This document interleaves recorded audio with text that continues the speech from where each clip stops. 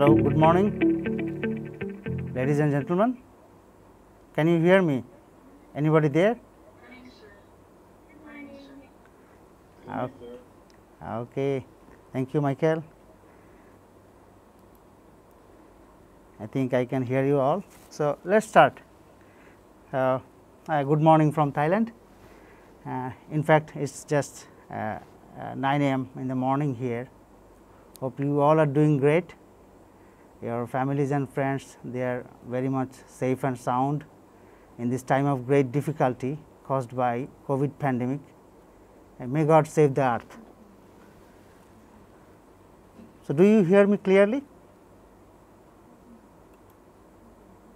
Mike? Thank you. Okay. So, let us get into today's concern. So, what if I told you that 3 letters have the power to save life on earth? What would you guess them to be? So, okay. So, I think you already have heard these words. So, Sustainable Development Goals. So, what says that everybody has to get involved, the world has to devise actions deliberately engaging everyone in the world, and why is this? Because our climate is heating up, do not you feel? Our ecosystems are being destroyed. So, do not you find it? And the 1.5 degree safe zone is being tested. 2030 is fast approaching, and that is the deadline to save the world from the doomsday. Our window of opportunity to act is closing. What would you do? So, I urge you to consider making little space in your life for these 3 words. So, act now. There are people who are acting around the world for this thing. So, what is sustainable development? How people define it? So, development that meets the need of the present without compromising the ability of future generations to meet their own needs. So, you have a good life, and afterwards your children can have a sound life too. And the overall goal of sustainable development is the long term stability of the economy and environment, and means that has to be sustained throughout the time and space for a prolonged period. This is only achievable through the integration and acknowledgement of economic, environmental and social concerns throughout the decision making process. What we do, what we build or destroy has to be such a way that the prevailing socio-economic and environmental setup are benefited or improved. So, how did these all start? Let us look into the background. So, at the beginning of new millennium, before 2000, so world leaders gathered at the United Nations to shape a broader vision to fight poverty in its many dimensions. They came together to find out the fate of the humankind, but they became afraid to see the distressed humanity in the appearance of famines, drought, wars, plagues, poverty, not just in a faraway place, but in their own cities and towns and villages.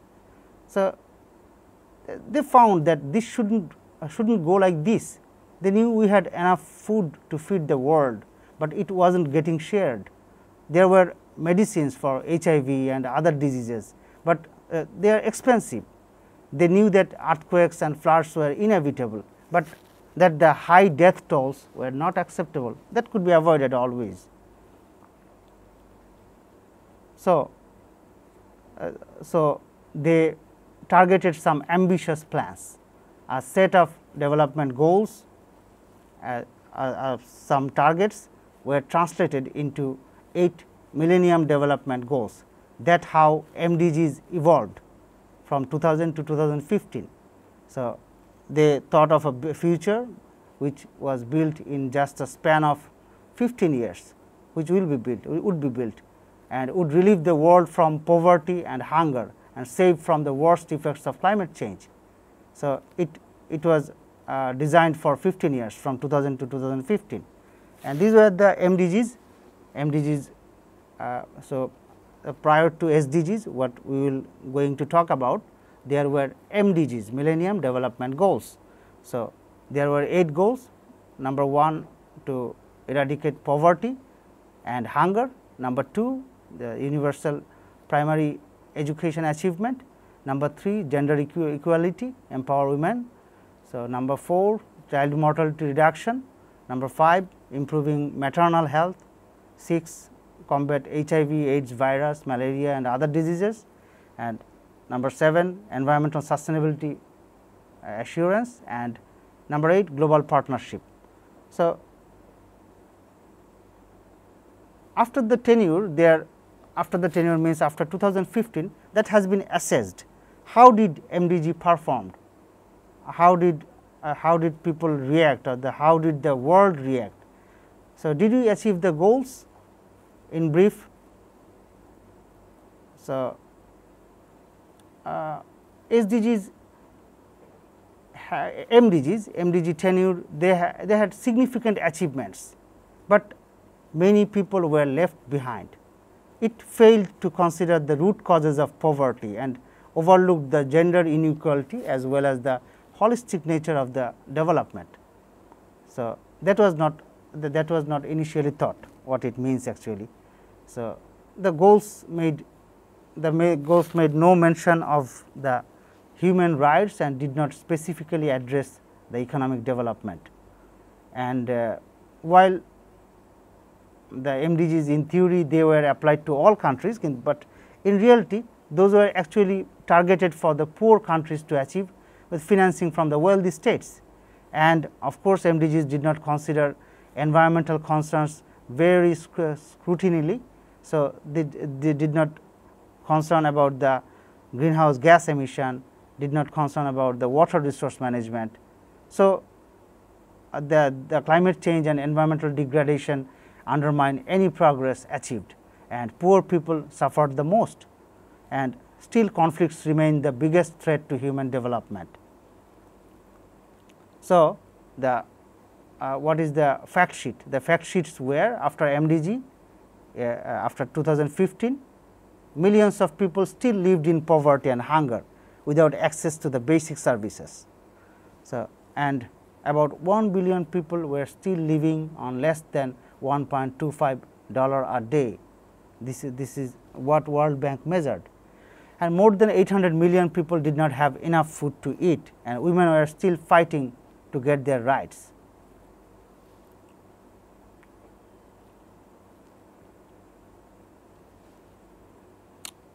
However, there is ample evidence that we can succeed. The past 15 years, mean the MDG period, the international community cut extreme poverty in half. Now, we can finish the job, and it is concluded that the global action is the only path to ensure that everybody is taken care of. Everybody has been just taken to the path of glory, that they have improved their lives, and nobody is left behind. That is the logo, that is the motto dialogue of SDGs, and the world has the opportunity to build on the successes and to embrace new ambitions for the future we want. Yeah, we can learn from the lessons from the MDGs.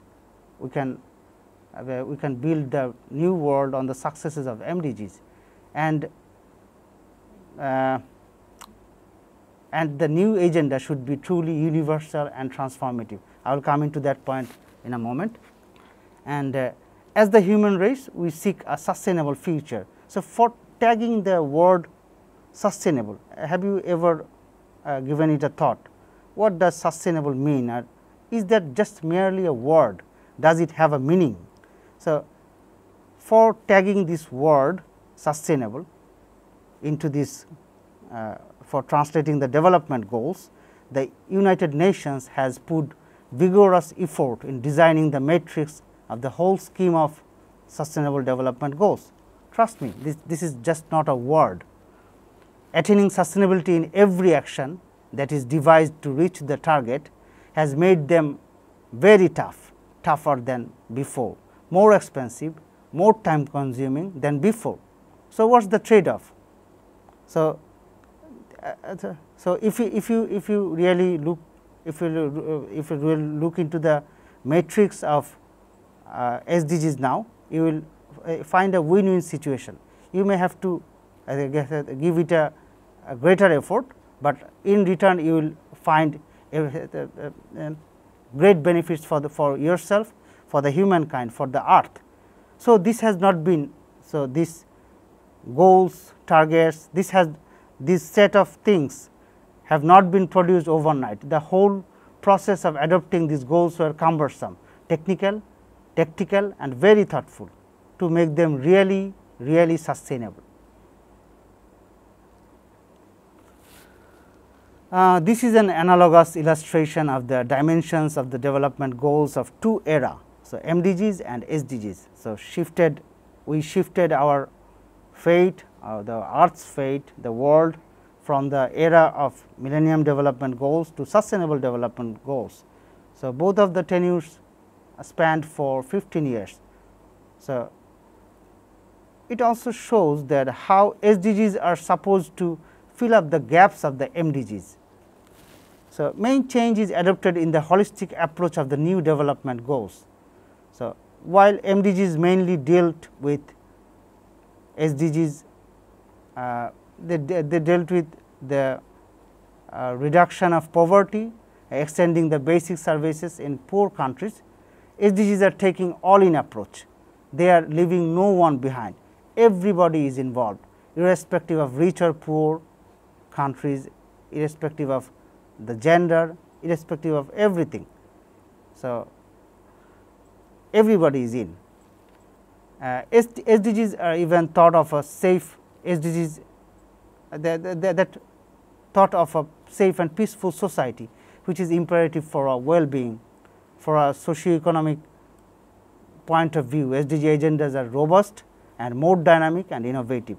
Mdgs gave a little thought regarding a prosperous society. You see that for only prosperity there are 5 goals dedicated, and justice is another dimension of SDG this time. So, so people thought of a safe and peaceful society and strong institution. So, these are the uniqueness of SDGs this time. So, how did all these things were formulated? So, unlike the Mdgs, Millennium Development Goals, which were drawn up by a group of people in the basement of UN headquarters. So, the legend goes actually. The UN has conducted the largest consultation program in its history to gauge opinion on what the SDGs should include. So, United Nations negotiated over a 2-year time period at the United Nations. So, headquarters, and establishing post 2015 goals was an outcome of the Rio +20 summit in 2012, which mandated the creation of an open working group to come up with a draft agenda. The open working group had representatives from 70 countries. They had their meeting in 2013 in March and published a draft with these 17 suggestions, which are translated into 17 defined goals in July 2014. So, they involved all the member states of the United Nations, and the member states negotiations followed, and the final wording of the goals and targets, the preamble and the declaration that comes with them, were agreed in August 2015. and signed by nearly all the world's nations, 193 countries to specific. They signed on 25th September 2015, and for formulating these, there were cooperation called in with major NGOs and civil society agencies. There were open forums, regional consultations around the world, and alongside the open working group discussions, the UN conducted a series of global conversations.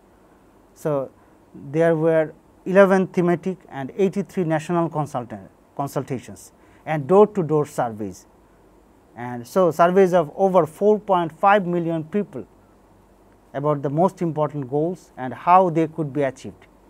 So, that was the move United Nations took to formulate all these 17 goals, and finally, these 17 goals were formulated. So, with 169 targets, and actually you see that 231 indicators. The global indicator framework includes 231 unique indicators, but noteworthy to mention that the total number of indicators listed in the framework of SDG indicators is 247. However, 12 indicators repeat under they are repeated under two or three different targets.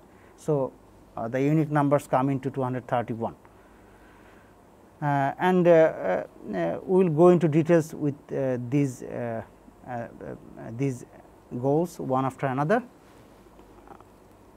in a moment.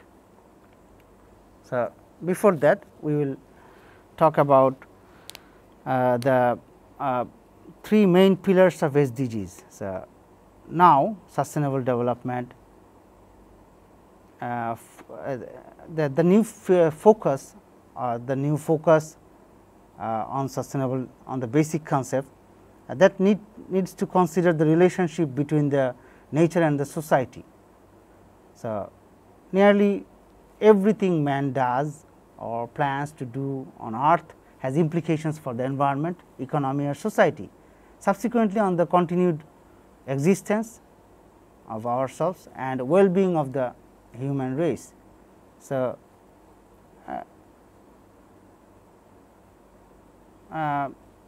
this figure depicts that proper decisions on sustainable resource management will bring about sustainable growth for sustainable society. What means that these include decisions on land use, surface water management, agricultural practices, building design, energy management, education, equal opportunities, as well as lawmaking and enforcement also. And if we do it sustainably based on these three pillars, the consequences are, when the concepts contained in the three spheres of sustainability are applied in reality, everybody wins, because natural resources are preserved, the environment is protected, the economy booms and social life is good, because there is peace and human rights in place. So, I will draw an example, though this example may sound like oversimplified, it will give a little bit of illustration about those three pillars. So, if a man lacks a job, he is likely to be poor, helpless and being inactive or ineffective in the society. So, if he is poor or incapable, he will likely to engage in practices that harm the ecology. For example, by cutting down trees for firewood to cook his meals for his family, and to some extent his poverty reduction instinct may lead him to illegal wood laundering, which is the worst case scenario. And as his actions are aggregated with those of others in his region cutting down trees, deforestation will cause vital minerals to be lost from the soil. And if vital minerals are lost from the soil, the inhabitants of the region will be deprived of the dietary nutrients required to sustain the intellectual performance needed to learn new technologies, to run with the new world, with the modern society, and this will cause productivity reduction, which is economic. So, if productivity reduces, then the poor people will remain poor and they become more and more poorer, and the cycle continues. So, that is how this was thought, the pillars of sustainable development. These are the dimensions of sustainable development goals. The SDGs focus on the 5 P's. P. So, is people, planet, prosperity, peace and partnership. So, we understand what is that.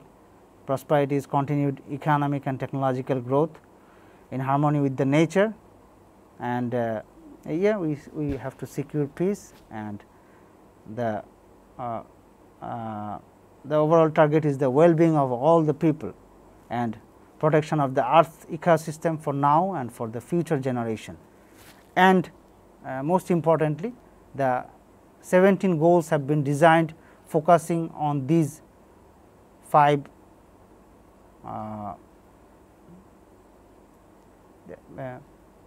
themes. So, the focus on people are translated into goal 1 to 5, focus on planet and prosperity into goal 6 to 15, focus on peace into goal 16, and focus on partnership into goal 17. When you go through those goals individually, you will understand the impact. So, the characteristic nature of SDGs, that is first the goals apply to everybody, to every nation, what is called universality. So, this is the main characteristic nature of the SDGs, and what needs to be noted that the SDGs are not standalone goals, they are interconnected, implying that achieving one goal leads to achieving another one, and therefore, they should be seen as indispensable pieces in a big and complex puzzle. So, addressing one goal could help to address some others at the same time. For instance, addressing issues of climate change could have co-benefits for energy security, health, biodiversity and oceans. And finally, it is widely recognized that achieving these goals will transform or change our lives in the way now we live on earth. So, this is expected in a better way. This is called transformation.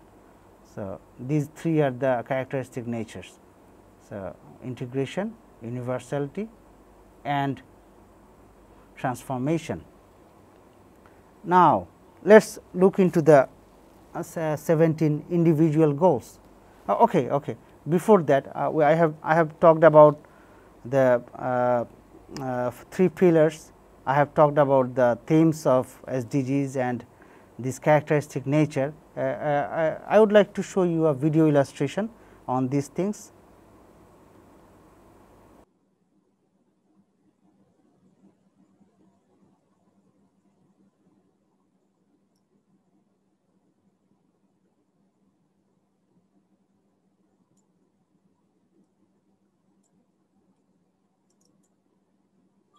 Understanding the dimensions of sustainable development. By endorsing Agenda 2030 and its 17 goals, the world community has reaffirmed its commitment to sustainable development to ensure sustained and inclusive economic growth, social inclusion, and environmental protection, and to do so in partnership and peace. Agenda 2030 is universal, transformative, and rights-based. It's an ambitious plan of action for countries, the UN system, and all other development actors. The agenda inspires us to think creatively about the sustainability challenges of today so we can develop the right partnerships and take the right actions. At the heart of the agenda are 5 critical components: people, prosperity, peace, partnership, planet. These, in turn, underpin the 17 Sustainable Development Goals and are applicable in all countries. Agenda 2030 and the SDGs are not simply items on a checklist. They represent a holistic approach to understanding and tackling problems by guiding us to ask the right questions at the right time. To achieve this, we need to consider several challenges in order to work out how they connect with and impact upon each other. Finding these interdependencies helps us to address the root causes of problems and to create long-term solutions. So how does this work? Sustainable development is usually viewed through a lens of three core elements: economic growth, social inclusion, and environmental protection. But it's important to remember that these are not just categories or boxes. They are connected and have aspects in common. For example, a health challenge like tuberculosis is not only determined by an unhealthy lifestyle, it could also be influenced by other factors such as poverty or air quality. To develop this approach a step further, two critical dimensions that will drive Agenda 2030 were adopted by member states: partnership and peace. Partnerships strengthen the capacities of all stakeholders to work together. Peace, justice, and strong institutions are essential for improvements in the three core areas. Genuine sustainability sits at the center, and it will be important to consider each of the SDGs through the lens of these 5 dimensions. Of course, we can't consider every possible angle of a single challenge. That's why it's crucial to build partnerships to share knowledge and expertise to learn how we can jointly address challenges. This requires new ways of working together focused on co-creation. National ownership is fundamental to address challenges properly. Many organizations and actors have an important role to play. Their involvement ensures long-term engagement and guarantees that no one is left behind. The universal nature of Agenda 2030 also asks us to look at the planet as one. Every country, every community has issues to address, and everyone shares the responsibility and ownership to address the challenges that face us collectively. To move forward, we must develop the right capacities for Agenda 2030. We need to invest in lifelong learning to be able to advocate for change, foster action for implementation, measure progress, and to identify and empower new partners to support Agenda 2030. We all need to lead the way towards the vision of a better world within our lifetime, because only if we ask the right questions and seek the right answers, and only if we take our responsibility seriously, will we be able to achieve a truly transformational agenda, leaving no one behind.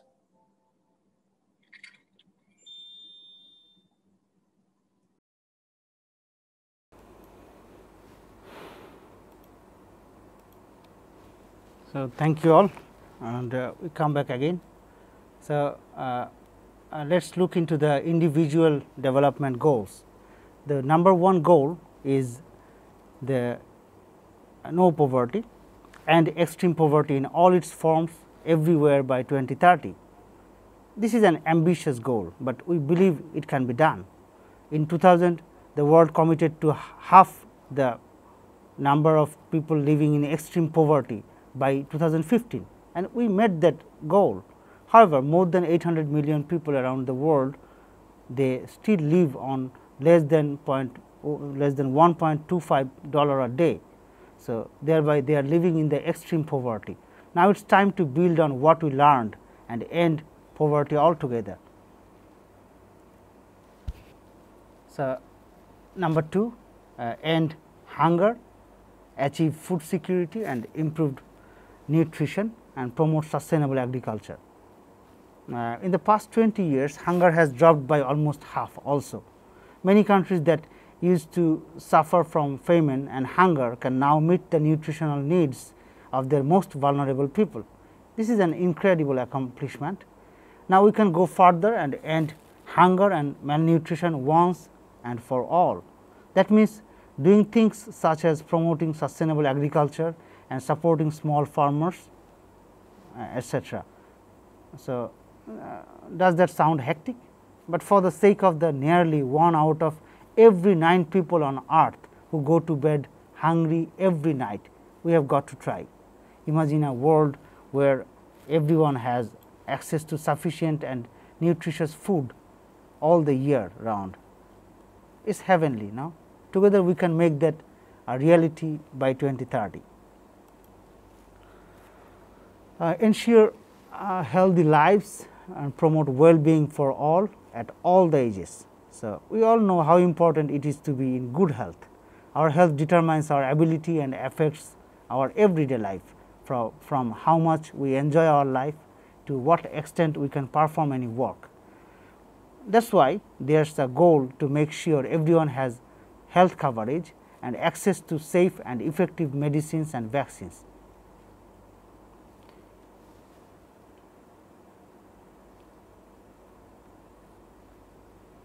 Number 4, ensure inclusive and quality education for all and promote lifelong learning opportunities for all. So, this is specifically a bad news. Poverty, armed conflict and other emergencies keep many kids around the world out of the school. In fact, kids from the poorest households are 4 times more likely to be out of the school than those of the richest households. Now, for some good news, since 2000 there has been enormous progress on the goal to provide primary education to all children worldwide. So, the total enrollment rate in developing regions has reached 91%. By measures in any school, that is a good grade. Now, let us get an even better grade for all kids and achieve the goal of universal primary and secondary education. So, number 5, achieve gender equality and empower women and girls. We can celebrate the great progress the world has made in becoming more prosperous and fair, but there is a shadow to this celebration. In just about every way, women and girls lag behind. There are still gross inequalities in work and wages, lots of unpaid women's work such as child care and domestic work, and discrimination in public decision. So, but there are grounds for hope. More girls are in school now compared to the year of 2000. Most regions have reached gender parity in primary education. The percentage of women getting paid for their work is on the rise, and the SDGs aim to build on these achievements to ensure that there is an end to the discrimination against women and girls everywhere.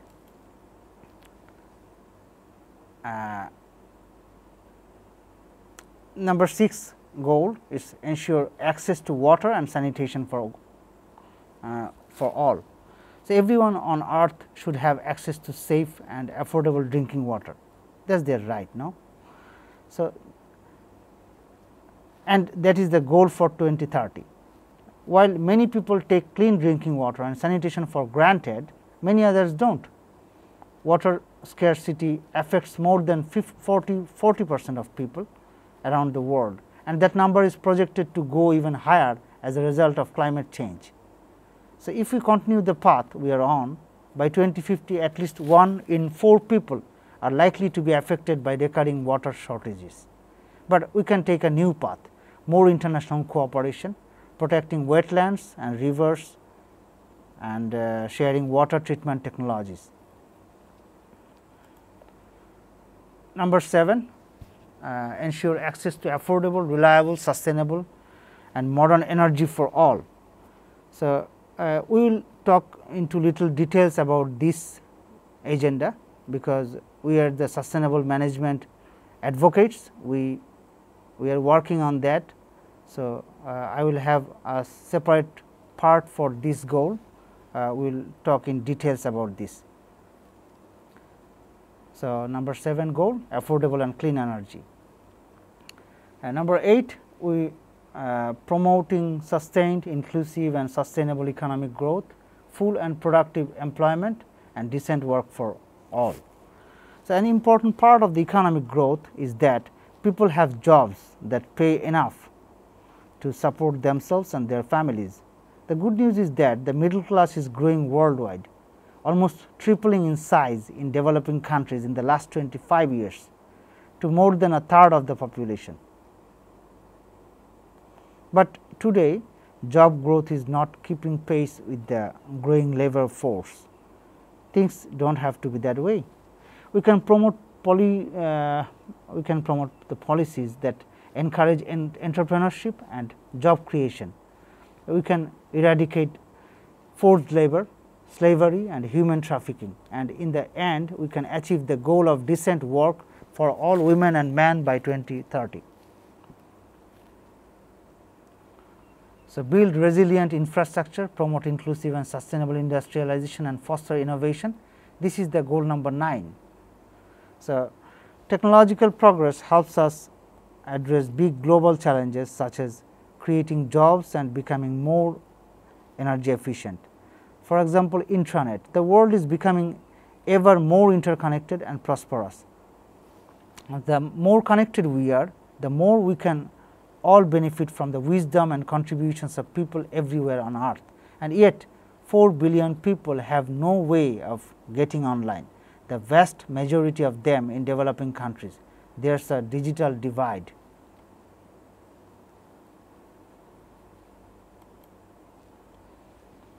Number 10 goal is reduce inequality within and among countries. The old story is the rich gets richer, the poor gets poorer.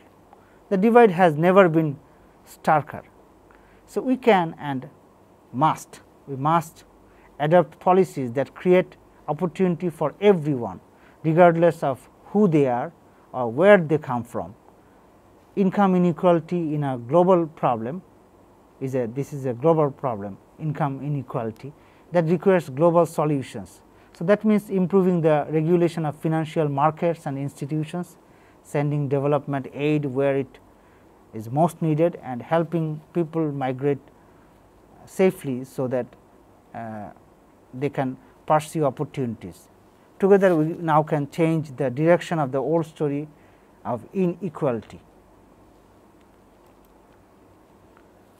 So, number 11 says make cities and human settlements inclusive, safe, resilient and sustainable. If you are like most people, you live in a city, more than half the world's population now lives in cities, and that figure will go to about 2/3 of the population by the year 2050. Cities are getting bigger. In 1990, there were 10 megacities with 10 million inhabitants or more. In 2014, so in 14 years, there were 28 megacities, home to 453 million people. So, where there was 10 million people, now after 24 years, it became 453 million people. That's amazing. So, a lot of people love cities. They are the centers of culture and business and life. The thing is, they are also often centers of extreme poverty. To make cities sustainable for all, we can create good, affordable public housing. We can upgrade the slum settlements. We can invest in public transport. We can create green spaces and we can get a broader range of people involved in urban planning decisions. So, number 12 goal, ensure sustainable consumption and production patterns. Some people use a lot of stuff and some people use very little. In fact, a big share of the world population is consuming too little to meet even their basic needs. Instead, we can have a world where everybody gets what they need to survive and thrive, and we can consume in a way that preserves our natural resources so that our children can enjoy them, and their children after that. The hard part is how to achieve the goal. We can manage our natural resources more efficiently and dispose of toxic waste better, cut per capita food waste in half globally. So, get businesses and consumers to reduce and recycle waste, and help countries that have typically not consumed a lot to move towards more responsible consumption patterns. Number 13 goal, take urgent action to combat climate change and its impacts.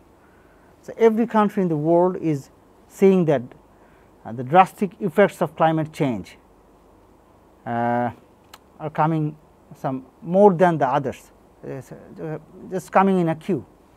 On average, the annual losses just from earthquakes, tsunamis, tropical cyclones, flooding count in the hundreds of billions of dollars. We can reduce the loss of life and property by helping more vulnerable regions such as landlocked countries and island states, by making them more resilient. It is still possible with the political will and technological measures to limit the increase in global mean temperature to 1.5 degrees Celsius above pre-industrial levels, and thus avoid the worst effects of climate change. The Sustainable Development Goals lay out a way for countries to work together to meet this urgent challenge. Number 4, conserve and sustainably use the oceans, seas and marine resources for sustainable development. The oceans make human life possible. Their temperature, chemistry, currents, their life forms, these things. For one thing, more than 3 billion people depend on marine and coastal diversity for their livelihoods. But today we are seeing nearly a third of the world's fish stocks are overexploited. That is not a sustainable way of life. Even people who live nowhere near the ocean can't live without it. Oceans absorb about 30% of the carbon dioxide that humans produce. But we are producing more carbon dioxide than ever before, and that makes the oceans more acidic, 26% more since the start of the Industrial Revolution. Our trash does not help either. 13,000 pieces of plastic litter on every square kilometer of ocean on an average.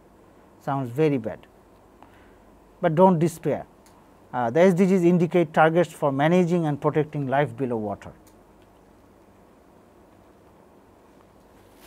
Number 15, goal: protect, restore and promote sustainable use of terrestrial ecosystems, sustainably manage forests, combat desertification, halt and reverse land degradation, and halt biodiversity loss.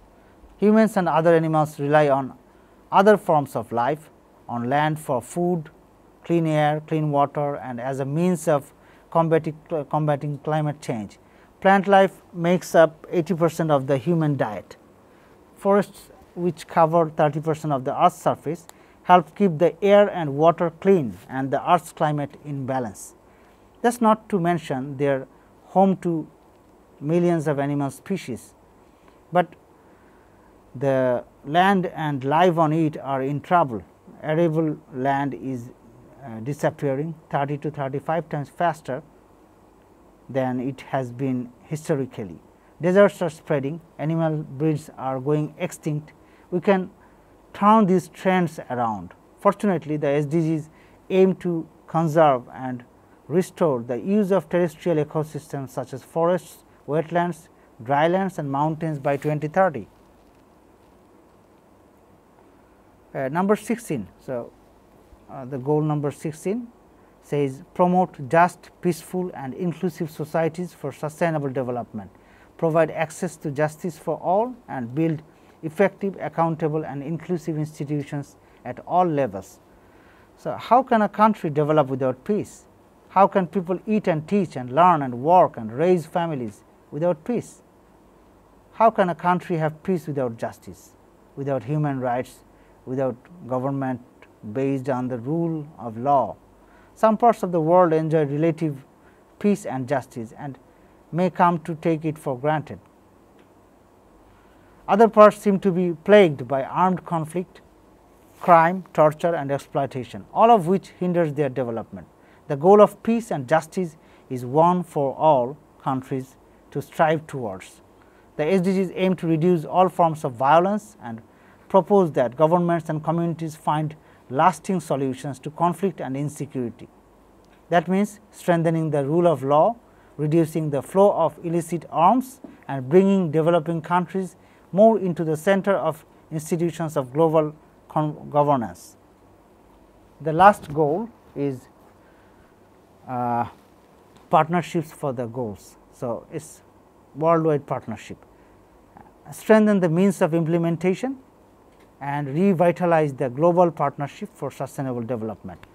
So, this is this is the big thing. The SDGs are a pretty big to-do list, don't you think? In fact, it's so big that you may just want to throw your hands up in the air. Forget it, can't be done. Why even try? So we don't want to try even. But we have got a lot of going for us. The world is more interconnected today than ever before. There is a growing consensus about the need to work together to stop climate change, and the SDGs are no small matter either.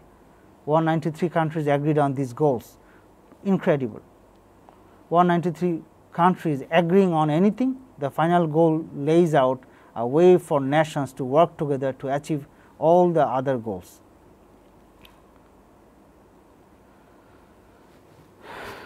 And they are all connected, and these goals are all interconnected.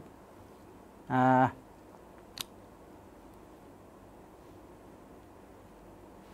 you guys, you are with me? Do you hear me? How many are there? Thank you. And do you want a break now? Yes, sir. Do you want a break now? Is it going good?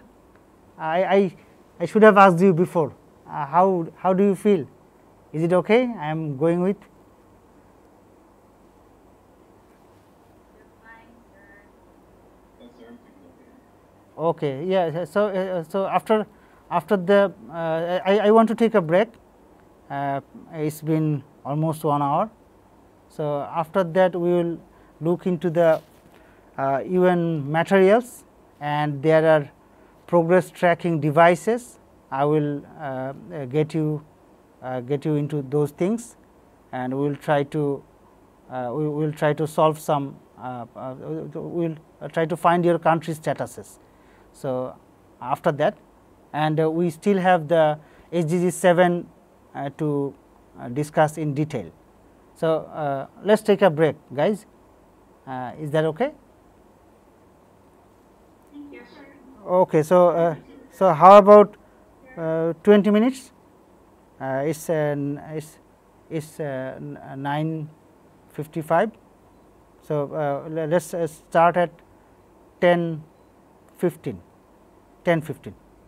So 10:15. Okay. Okay. Okay. See you guys. Yep. Take care.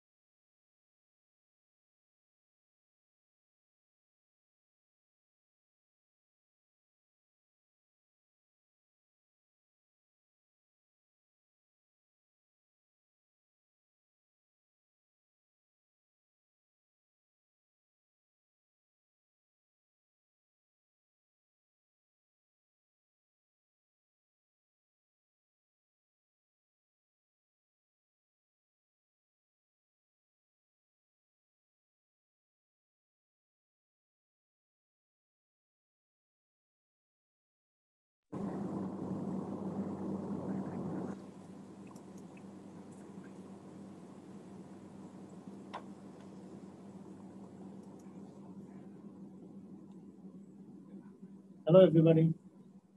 Are you there?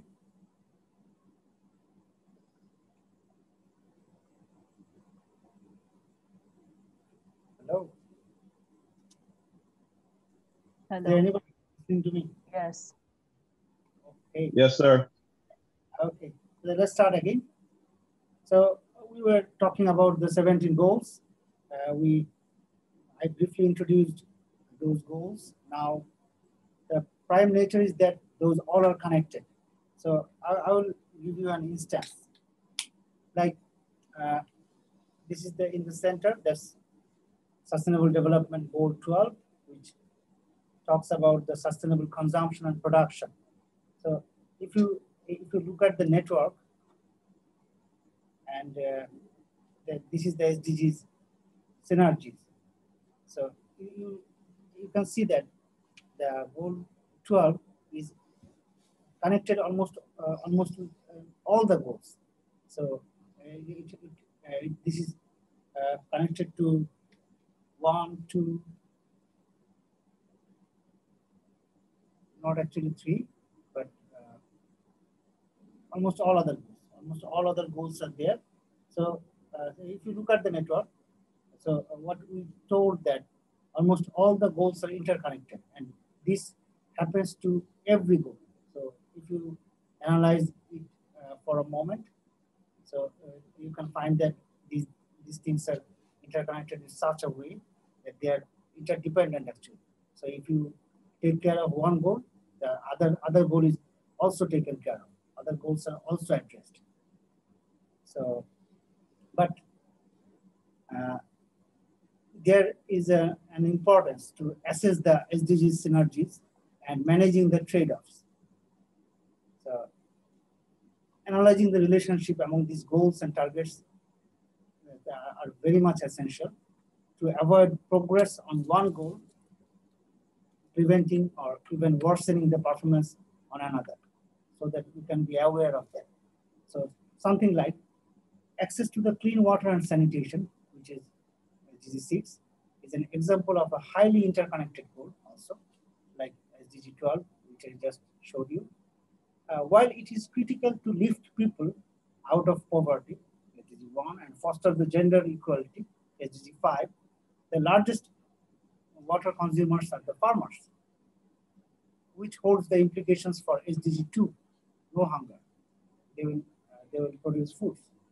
So while energy subsidies to farmers contribute to energy affordability, which is SDG 7, they undermine the water use efficiency, SDG 6, because they incentivize over abstraction from rivers and aquifers. So coordination across the water, energy, agricultural policies, these are essential to manage the trade-offs. This is very important to understand the undercurrent synergies. So tracking progress. How do we measure the progress? How do we know that we are progressing towards the vision? So the United Nations have that module, that device, and as told here, that the member states, they conduct regular and inclusive reviews of progress at the national and subnational levels, which are country-led and country-driven. So within your country, there are lots of subnational level FGDs, what is called focus group discussions, and these kind of surveys, these meetings, those give the data. And the United Nations High-Level Political Forum, HLPF, this is a very common word in sustainable development arena. You must remember this word anyway. High-Level Political Forum. They are mandated to follow up and review progress of the 2030 agenda. Whatever data you are locally and nationally producing, so this HLPF, they are responsible to take those data toward to United Nations headquarters. And that's how all the data are integrated. So countries does present, so this HLPF, through them, countries present their voluntary national reviews, which is called VNRs, and that they present this thing in the central meeting or central symposium each year, every year. So I will take you to those links and websites in a moment. Okay, I can take you now. Okay. So please go into this site called. I will give you two website address which are very much important to understand the SDGs. So this is one site which is, you can see that unstats.un.org. If you go into this site, you have a bunch of data here. All kind of data you can find here. You have your country information also. So I would like to introduce this website in terms of some specific findings, like this is one important thing. Please note this thing. Yes, that you need to recognize this place, metadata repository. So what is that? You can see here. If you click on this thing, so this is the whole list of the goals, targets, and the indicators. So if you want to look at a glance to everything all together, this is the place. That what is the goal one? Goal one is end poverty in all its forms everywhere. So how the goal is met? How do we reach the goal? So to reach the goal, some targets have been set. So targets are these, like target 1.1 by 2030, eradicate extreme poverty for all people everywhere, currently measured as people living on less than $1.25 a day. So target is set. Now, how do you understand that how do you measure mathematically qualitative or quantitative analysis? How do you do that analysis? So through the indicators.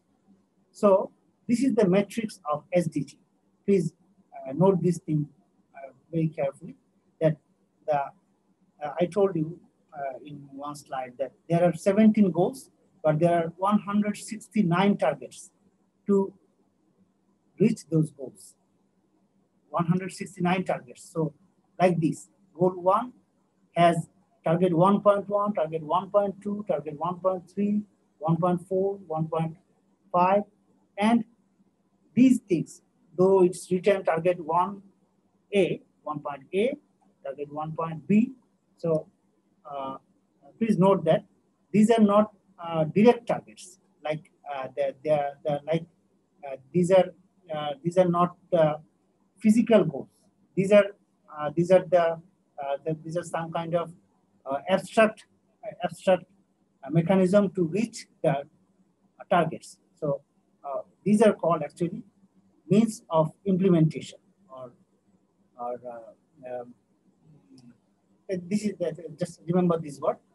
These words, that means of implementation. So how do you implement the targets? So probably through the financial assistance, through political intervention, through some there are some kind of intervention, and those are called means of implementation. So whenever you see these numbers A, B like this, these are not direct targets. These are not physical targets. These are the means of implementation of those targets actually. So and of course those any targets. If you want to measure the analytics, if you do the analysis, there are the indicators which will if you can analyze the indicators, you can find that how much you are true to the target. So you have to measure the progress by the indicators. And note this important thing. Beside every indicator, there are two buttons. You see that there are buttons. One is a PDF button, one is a Word, Microsoft Word button. So what do these buttons say? So these buttons are the metadata explanation. So maybe many of you have already have seen these things, and you may have some experiences over those things. But whenever you want to analyze any indicator data, like for example, target 1.1 was eradicate extreme poverty for all people everywhere, currently measured as people living on less than $1.25 a day. So the indicator will be, how will we measure that target that we have reached or no? We'll measure by the proportion of the population living below the international poverty line by sex, age, employment, status, and geographic location. So this is the indicator. Now, how do you calculate? How do you calculate, or how do you actually just understand every conditions of these calculations? That is told inside the metadata. So I told you that we will discuss in detail about SDG 7, about our energy, about the energy goal. So whenever we do that, as I told you that there are lots of indicators. This SDG is a huge thing, huge thing. You have to understand the dimension of this thing. This is a huge thing. The whole world is involved, and a whole lot of things are going on actually.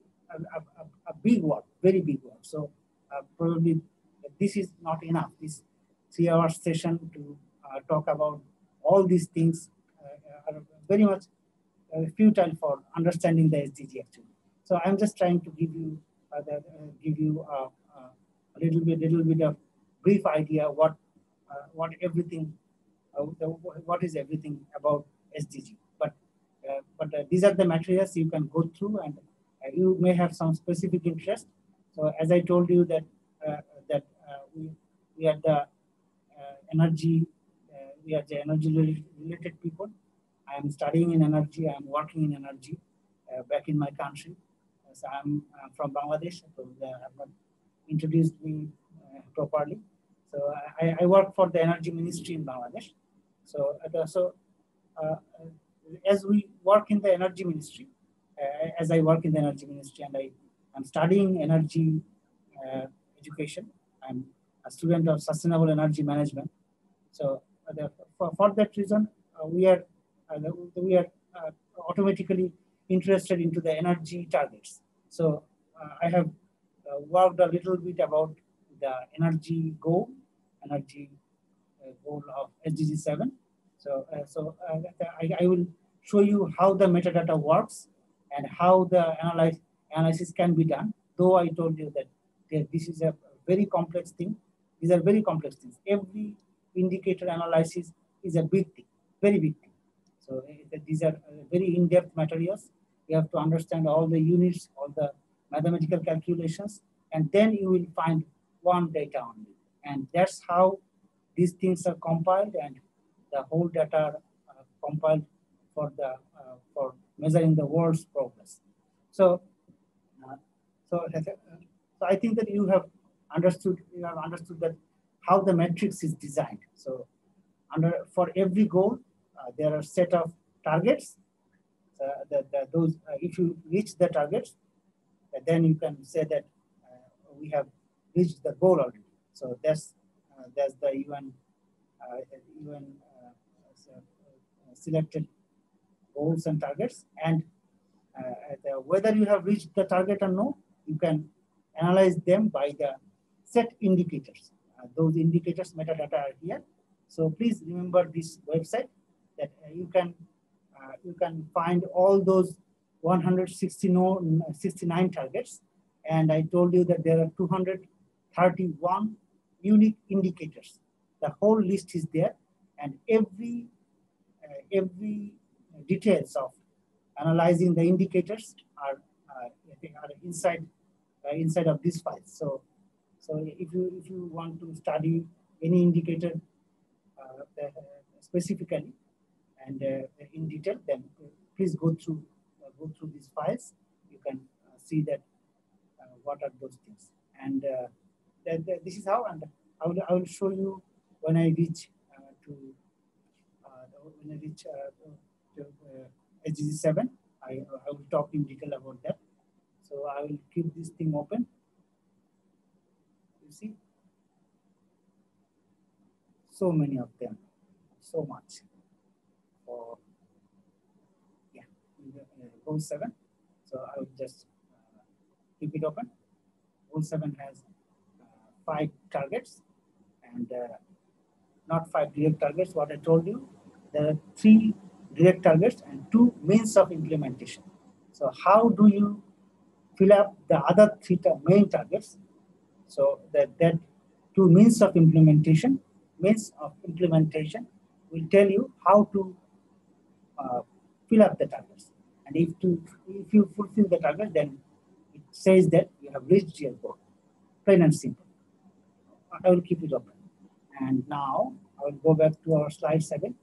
And there is another important, very, very important website, which is called SDG Tracker. You see SDG Tracker. So please remember this site also.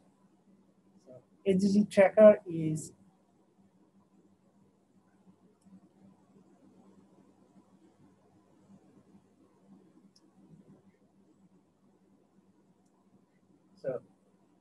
SDG Tracker. What is this? This thing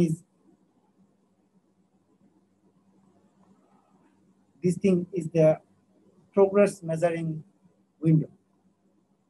Plain and simple. It's how much you have come forward by this time, by the countries actually. By the countries, it's told here. You have to go into details with. You have to go into it for looking into the details that how much you have achieved your target actually. So what I know that they have not updated up to now. Probably the data a little bit old, but anyway, those data will be fed. But the whole website is very informative and very well constructed. And at a glance, you can see your country status as a whole. So this gives you some advantages to look at the necessary data. So we are in the SDG 1 and poverty in all its forms. And you see that the SDG tracker is designed by every targets. So the target 1.1, what I was telling you that time, eradicate extreme poverty. So for the target 1.1, so the indicator, what I told you that the analysis behind is the indicator. So proportion of population below the international poverty line by sex, age, employment status, and geographical location. That data is shown here, and you see the chart. Okay, so there are some information. Like I am from Bangladesh. I told you my country profile is here. So if I want to understand how my country performed through time, so it's telling me the status that around 1983, our population living in extreme poverty was 29.9%, and then in 1991, after 9 years, it reached up to 44%, and it means in 1991 there was a major catastrophe actually. There was a major catastrophe, and there was severe flooding, and that devastated the whole socioeconomic conditions of my country. So that's why the the poverty line increased so much. And then steadily our country took good steps to alleviate poverty, and that was translated into a very good result. Now, here I can see that we have a data up to 2016, and in 2016, Bangladesh has reached at a level of 14%, 14% people below the poverty line. So it's a good progress, and I'm sure that up to 2021, the progress is very high. And I will try to find out the data with you now, with you in a while. Just please stay with me. So this is how. So now I will show you that how you can add your data. So please remember this thing. But probably we will have some time to ask you sometimes that please tell me about your country status. So you may choose any of the goals, So I think you have understood that there are goals for defined agendas, defined spheres of life, and like nature, like people's well-being. So you can show your interest in any of the goals, but I would prefer you to get into energy or climate if you like that, and go into those data like this one. Please note this thing, that SDG tracker that gives you the overall view of your country status. Please find your country's data from here, and just share with us at the later session today. So I would like you to pay attention to this thing. So now please look into here, that if you are from Guyana or Ecuador, so from South America, how can you show the data here? So add the country. Here you can see that this button. Click here and search your country, like Ecuador.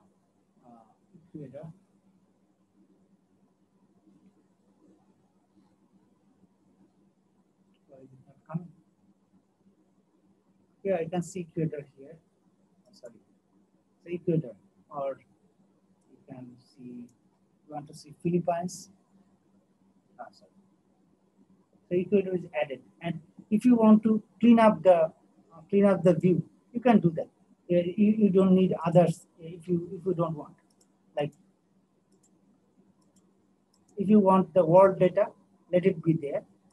I will search Philippines. I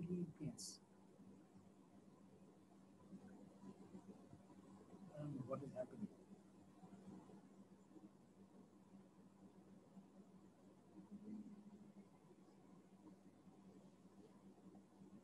Where is there?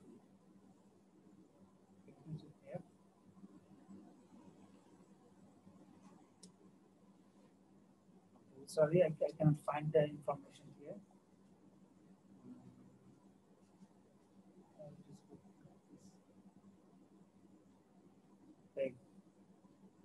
I was looking for Guyana. Guyana is there. Okay, so this information is here. So now you can see that this is world data. So probably world data has not been entered or incorporated, but you can see the Guyana data. Oh no, Guyana data is not here. Let's see. So your data is not populated. You have only 1998, 1992 to 98 data. Okay, so we'll try to find out other data. I'm sure that there are other data. So this information is absent for Guyana, but I tell you that there are other targets, and you can go through other goals, of course. Other goals are there. This is goal number 1, no poverty. And there are other goals, what I told you, that going to other goal like SDG 7 for energy.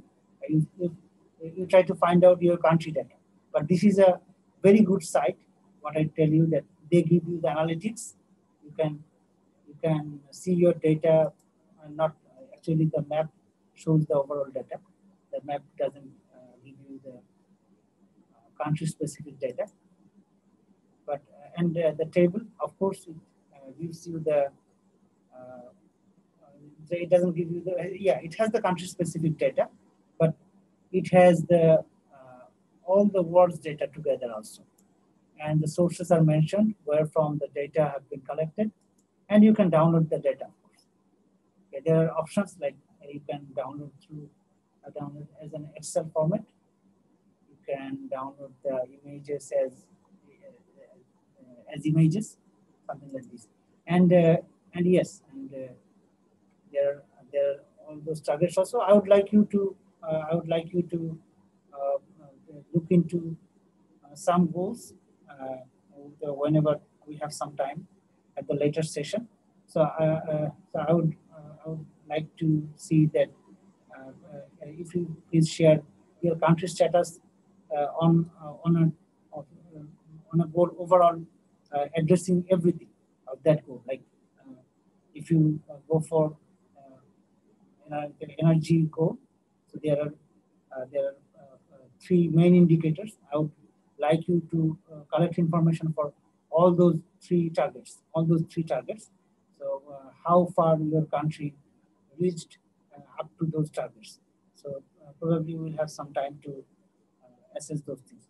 But this is the thing. Please remember that this is the place SDG tracker, and just you can access by my slide, or you can just remember that sdg-tracker.org. This is the website, very important. You can have all your countries' data together. You can have the specific goal information together. You have the navigation buttons here. You can navigate from here. And the other side, please remember this. This one is unstats.un.org. This is another important site. You have all information here. Now, another thing, I have shown you that you can go into metadata repository where you can find how the indicators are assessed, what is the calculation steps. Now, see the other things here. There is one thing, you can see the country profiles. Click on here. And here, I think you can find some of your information. Philippines. Yeah, I will search that. What Philippines? I didn't find poverty data for Philippines, but now I see that Philippines have some data. Maybe there were some problems. Now you see that the proportion of the population living below the extreme poverty line declined from 14% in 2000 to 6% in 2015. That is a very good representation of your country's profile. So this is number one goal, one target, these targets. So these are the summary. The proportion of mothers with newborns. So, yeah.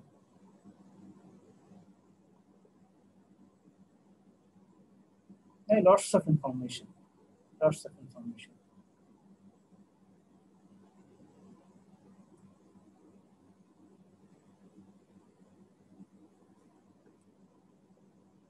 So all these information are for no poverty, the SDG 1 goal, and this is the way you have all the informations together.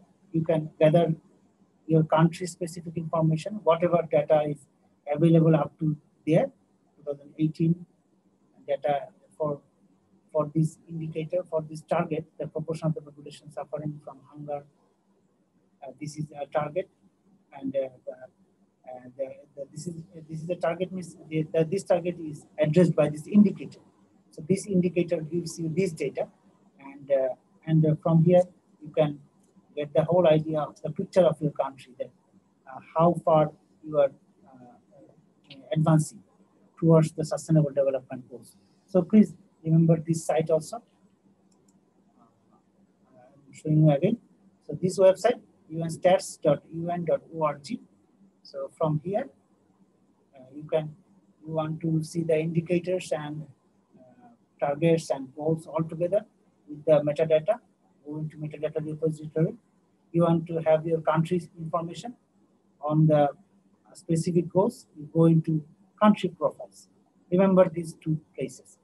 And there is very important place, reports. So, so the latest report, the latest data is here. So SDGs progress report. So Sustainable Goals Progress Report. So this is raw class data. This is a raw type of data. So I have already deposited in the folder. So if you can find it there, and I have marked some things. I will show you in a moment that why these reports are very important.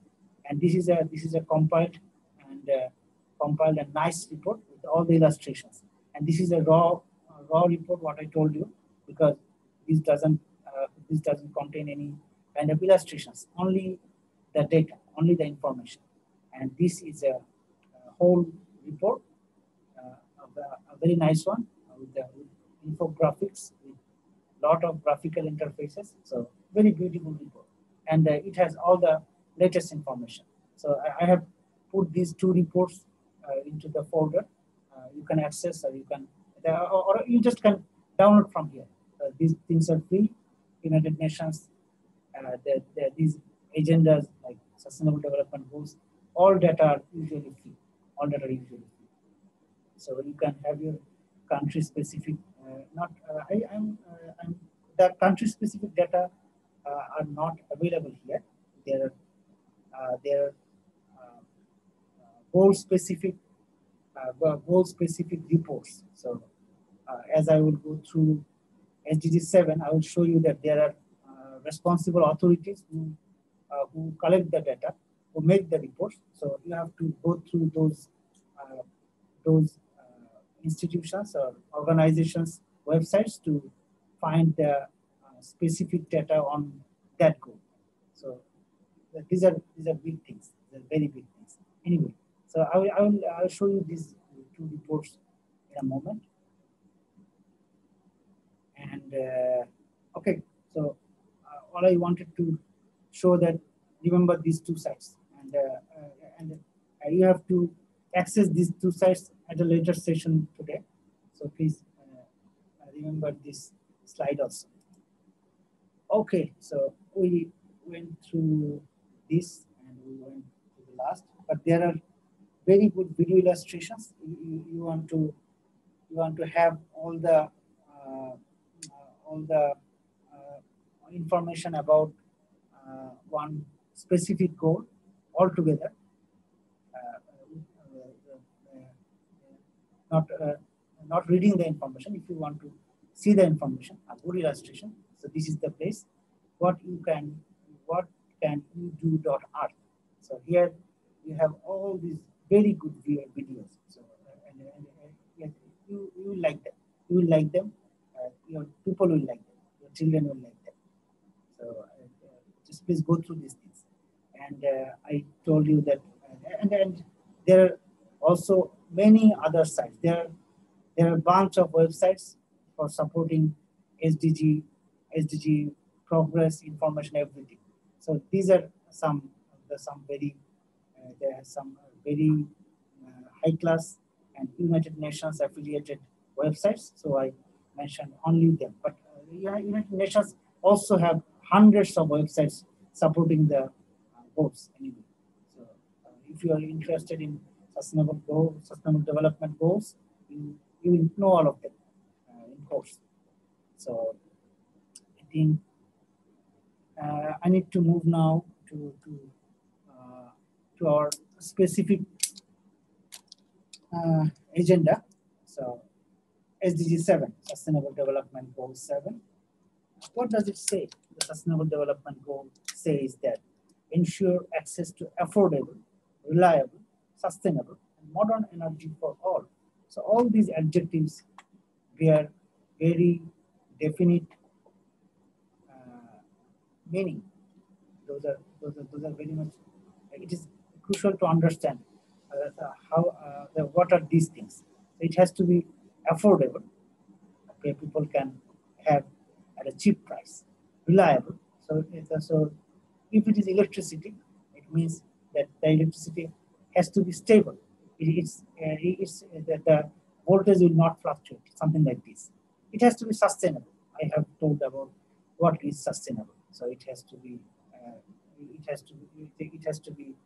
sustained throughout the time and space, something like that. And it has to be modern energy. What does it mean? Mean that there are modern equipment and there are different kind of technologies evolving every time. So something like now 5G technology is being adopted everywhere in the world. So the mobile phones have to be compatible with 5G technology, something like that. So modern energy means that that energy which are in compliance with the modern equipment, something like this. So these adjectives are very important to understand. And what are the main targets to ensure access to the energy for all? So I've shown you here. That I was there. I moved from there. Okay, here. So you see that what are the targets to ensure access to modern energy for all? So target 7.1. So now we are diving deep into the into a specific goal. So we are talking about energy. So how do we achieve the goal? The target 7.1, it says that by 2030, ensure universal access to affordable, reliable, and modern energy services. I told you what those words mean. So if we want to ensure those energy services, what are the indicators? How will we calculate that, whether we are doing fine or whether we are lagging behind? So there's the measurement policies like indicators. So for supporting 7.1 target, there are two indicators. 7.1.1 says proportion of population with access to electricity. Mean, in your country, how many population is under good electricity, that affordable, reliable, modern electricity. And I told you at the same time, you can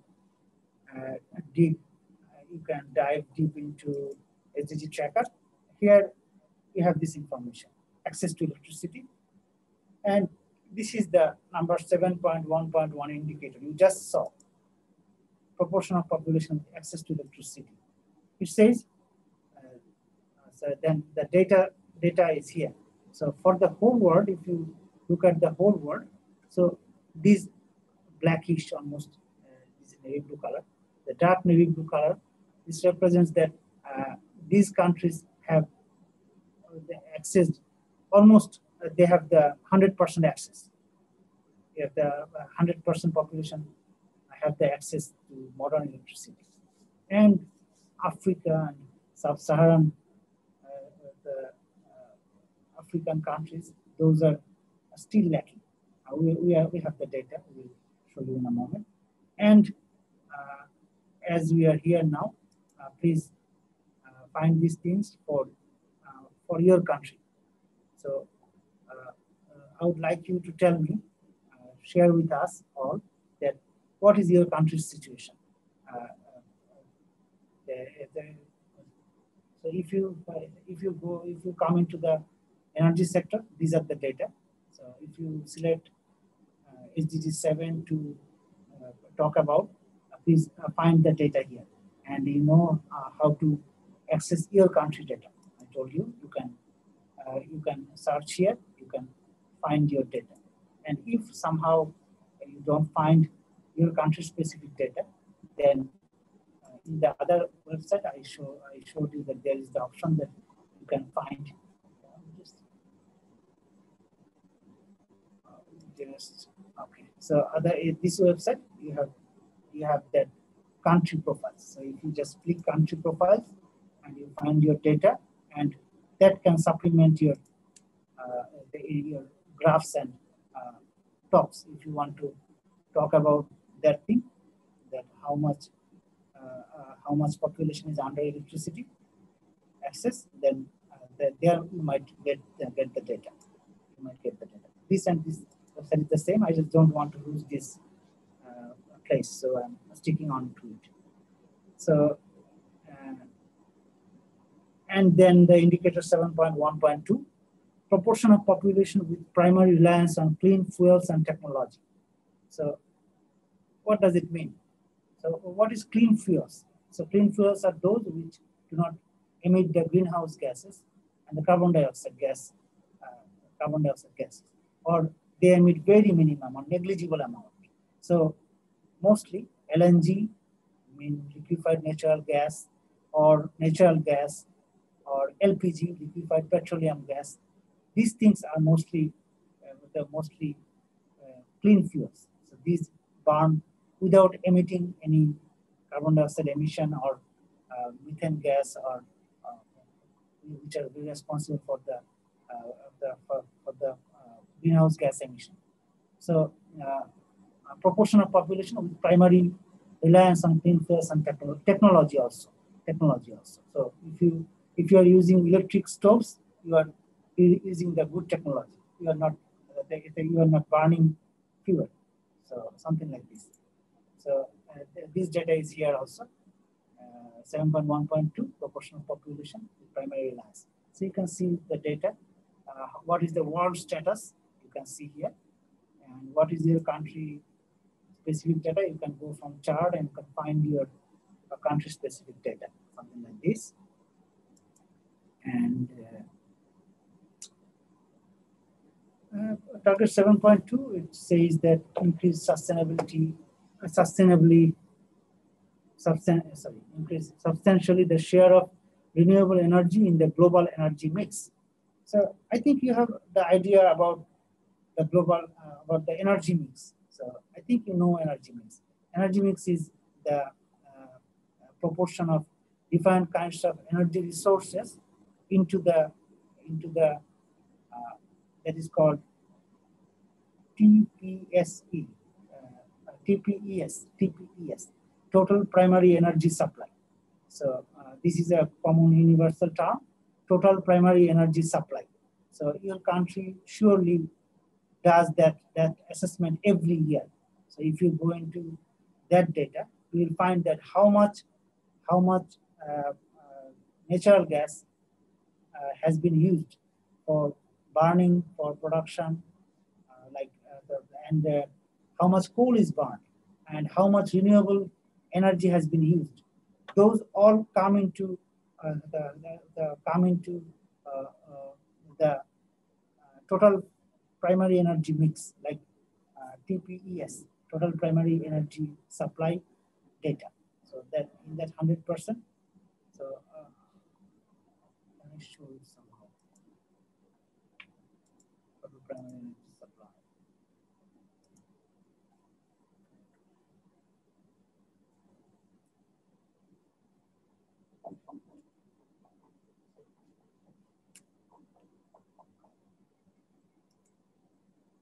So this is some kind of example. What is that like? That is this thing. Yes, for the world, for your country, there is some kind of data like this. So this is the total primary energy supply. This is called energy mix. So how much coal is used in that year, how much oil, how much natural gas, how much nuclear power, hydropower, biofuels. This is called energy mix. So what we have to increase the renewable energy in the global energy mix by 2030, and that is the target to reach our main goal. And by 2030, many country has specific goals, but overall, the whole world has taken a vow to reach to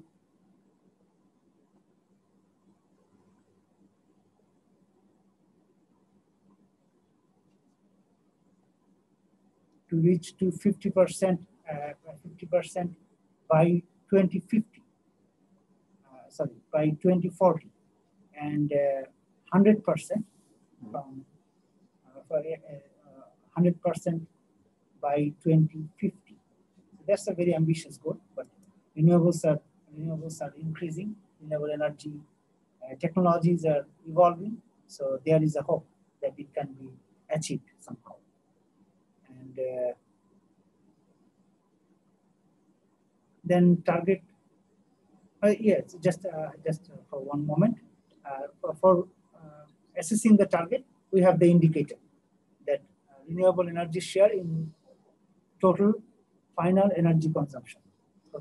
So for the world and for your country specific, there is a final energy consumption data.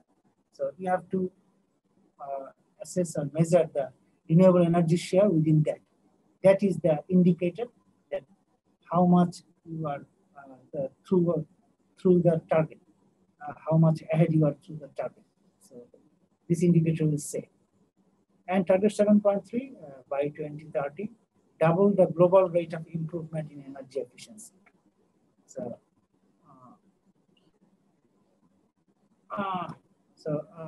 what is the indicator? How do you measure? So energy intensity measured in terms of primary energy and GDP. So what is energy intensity? And energy intensity is the unit amount of energy.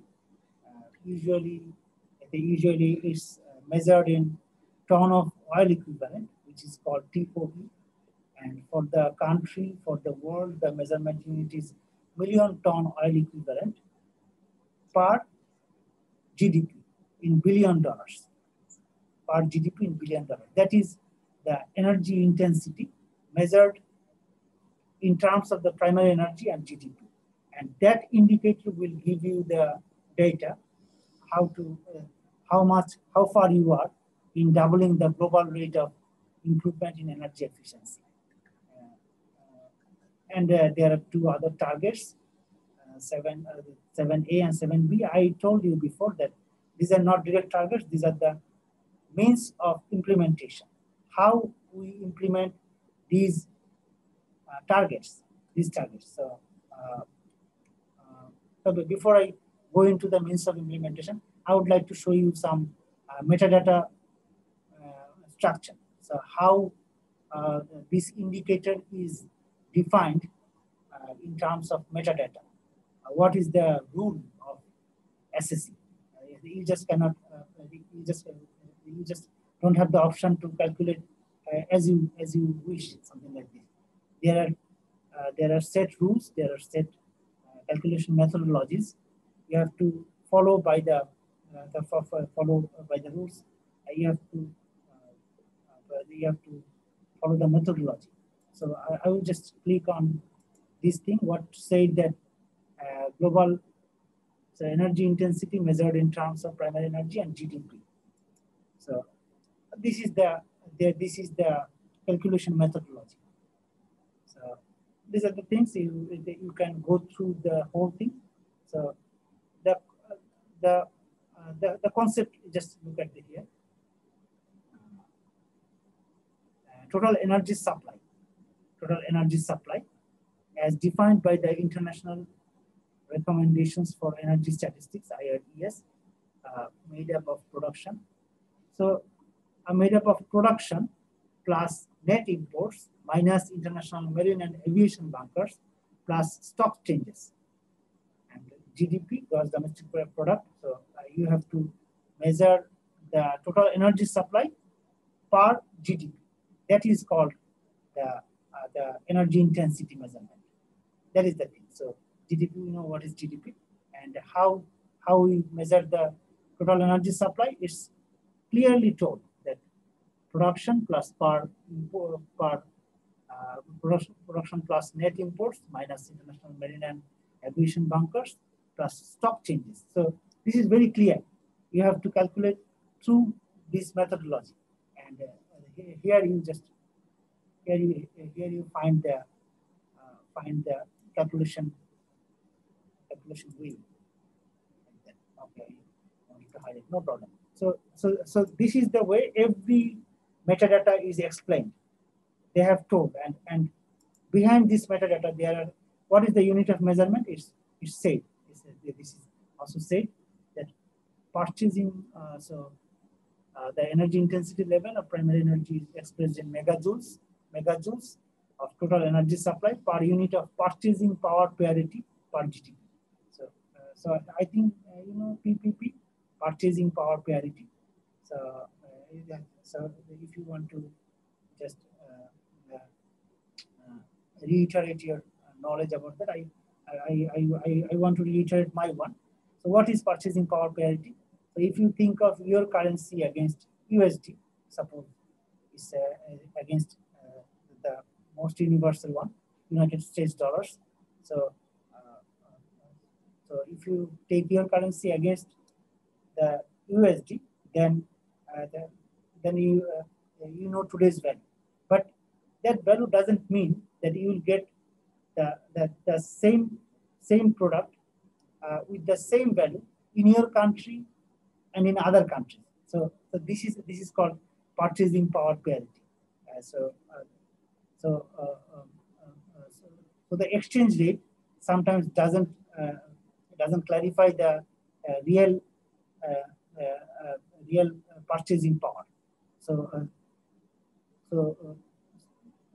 space to space it varies actually. So I think you get a silly idea what the purchasing power parity means. So this is the way I told you that energy intensity is measured in terms of primary energy and GDP. So the data is good. The data is measured in the unit of MTOE per United States per $1 billion per USD, something like this. So you can see here.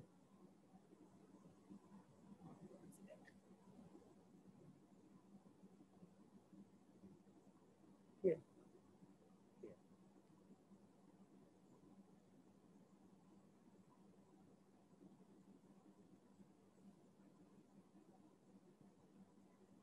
So they have termed they have taken the they have measured the values in kilowatt hours produced per USD per USD. So that's how the data is presented. Okay, and I think you have got an idea now that how the indicators and targets are linked, something like this. And now, for a moment, I want to go into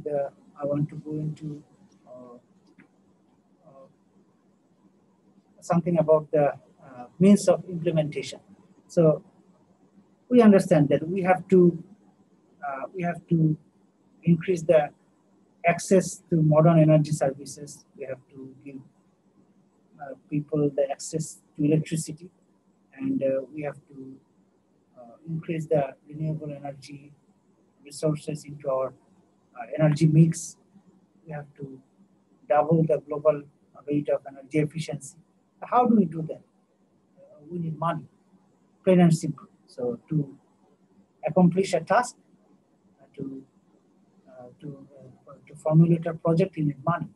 So that's and technology. You need the financial assistance plus the technological advancement and assistance. You need innovation.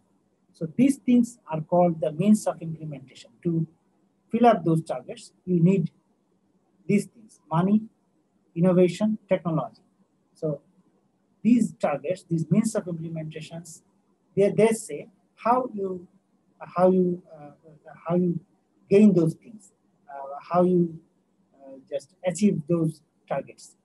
So let us read through. Like target 7S says, by 2030, enhance international cooperation to facilitate access to clear energy, research and technology, including renewable energy, energy efficiency, and advanced and cleaner fossil fuel technology, and promote investment in energy infrastructure.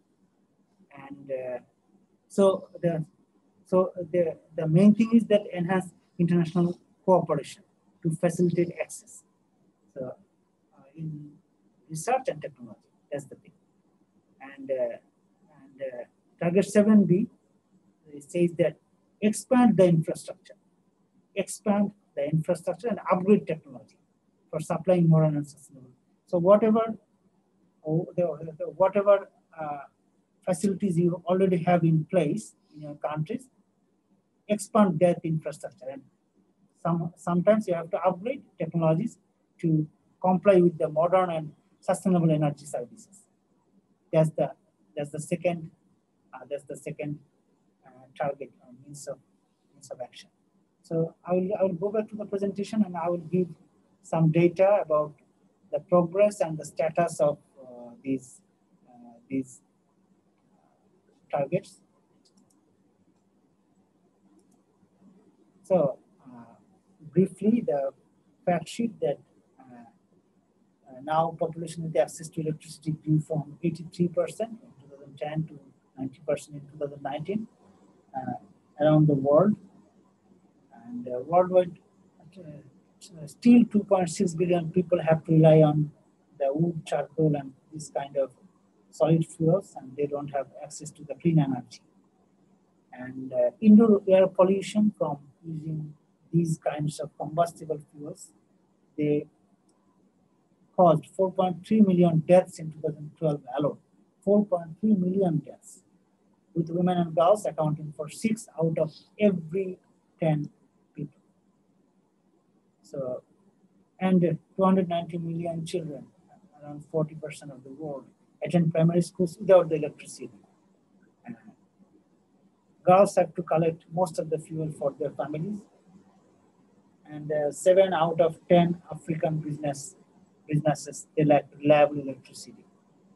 And energy contributes, and this fossil fuel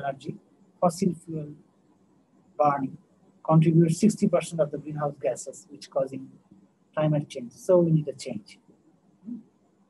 And there are, in the infographics, there are some other data also. Like in 2010, it was the renewable share in the total final energy consumption was 16.4%. It looks like that this has not grown so much, but it is really grown so much, because in this after 10 years, the total energy consumption has grown more than double, and it means this value carries some very substantial amount in the total primary energy consumption. And the energy intensity was 5.6 megajoule per USD. So it has become 4.8 megajoule per USD. This is not actually undervalued. This is overvalued. If you look at that previously per USD you used 5.6 megajoule. Now you are using 4.8 megajoule per USD. So the energy intensity has improved in 10 years. And financial flow, the means of implementation, what the countries need to elevate their status. So from 10.6 USD billion in 2010, it has raised to 14 USD billion. So these are the highlights. Now I can go into detail with these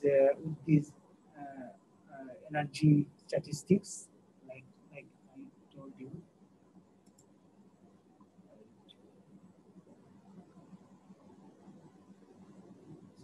So I can go into detail about these targets, that what are the data of these targets. These are written into the following slides. But before that, I want to talk to you first. That do you have any desire? Do you wish to check these things, like how the whole SDG matrix works, and if you really wish to look into the system, that if you can get your country statistics very easily, and this is certainly interesting. I think whenever I found this thing first time, I found it so interesting that to look into my country data altogether. So if you really want to do this thing, we don't have that much time, and we probably need another short break, probably 10 to 15 minutes. But when I come back, I would like you to share your country statistics based on these things only. Like I showed you two websites, and you can get those information about your country, and we just can share with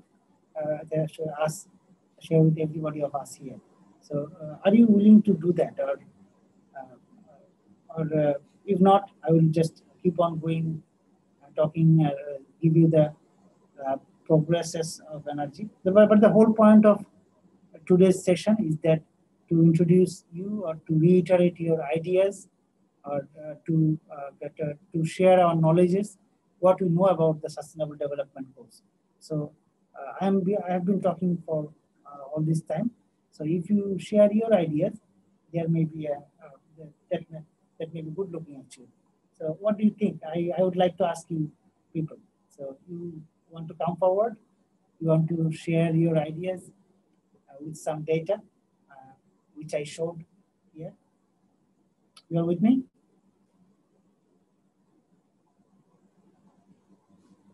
Hello?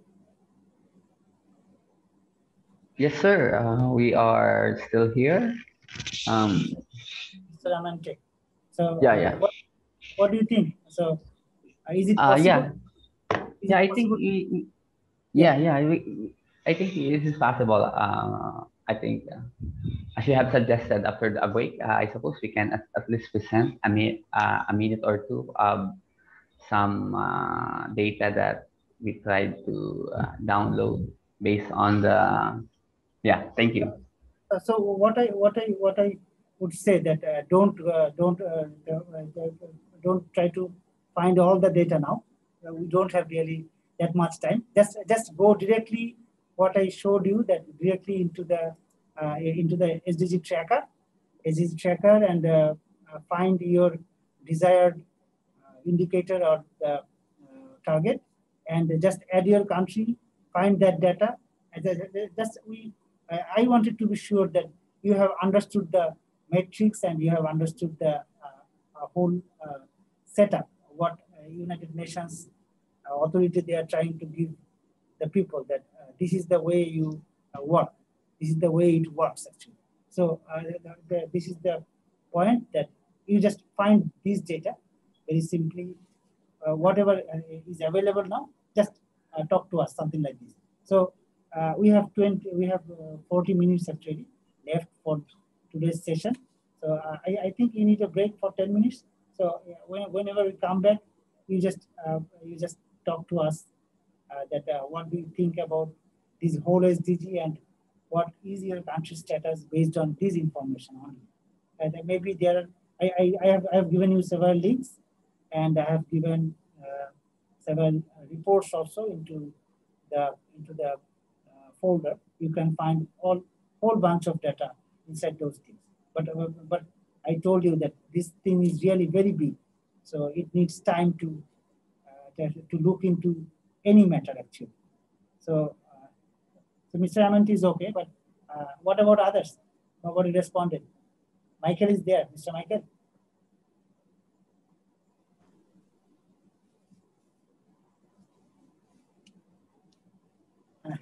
don't know. Other people are interested? You don't have that much time? Okay, just hello, what is the time now?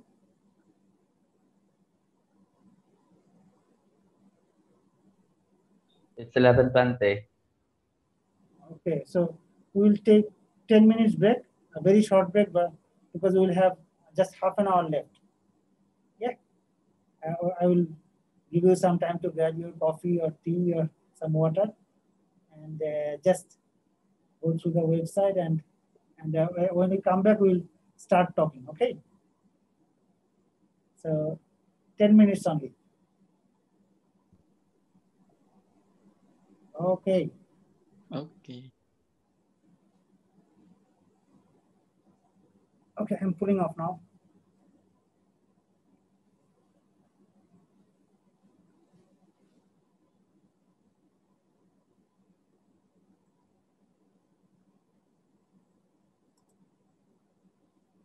Hello, everybody.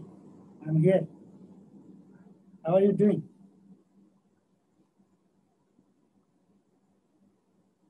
Hello, we're okay. Yeah, Mr. Amante. How far we are? So you want to talk now? Yeah, And yeah. another I will way, just be. and another way, Okay, you don't thank need yeah. to, Mr. Amante, just one thing. You guys, you people don't need to prepare any presentation slides or something. This site is good. So if you are on your computer, if you are on your laptop, you just can share the direct screen with, when you have found your country. So you just add your country. You have the information on this goal or whatever goal you like. It doesn't matter. So, but you just tell us your country situation. And what I told you, if you can remember, that I showed my country profile on poverty line about Bangladesh, and I told about the fluctuations of what happened there. Because in 91, there was a flooding and the poverty line dropped drastically. I told you that thing. So if you have some kind of fluctuation about in the data, you explain that thing. And that will be a very good sharing for all of us. We will know the status of your country. So I don't think that you need any presentation preparation. Just show any data, find any data on your screen, share the screen. Or if you have the problem, I can find the data for you, and you just talk about your country. That doesn't matter also. So this is the way it works. I think it will be helpful. Okay, Mr. Amante, I give you the floor now. You can talk, please. Yes, thank you very much, sir. Actually, when I told you about the downloading, I was just looking at the downloading the picture itself. That was the that was the thing that I am pertaining to. Anyway, I want to share to you I was just interested and looking. I will be sharing the screen now. The sound can be raised. Okay. Oops. I cannot share my screen because you are yet sharing your screen. Could you please unshare first?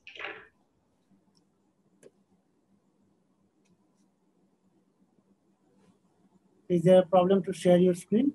No. Yeah, please unshare first your screen so that I can share my screen. Oh, I think it is a problem. Oh, I see. Stop your sharing. How can I stop sharing?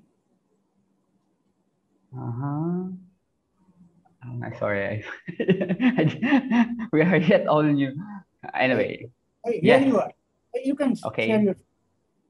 Thank you. I will be sharing the screen. This is the photo that I had already downloaded earlier.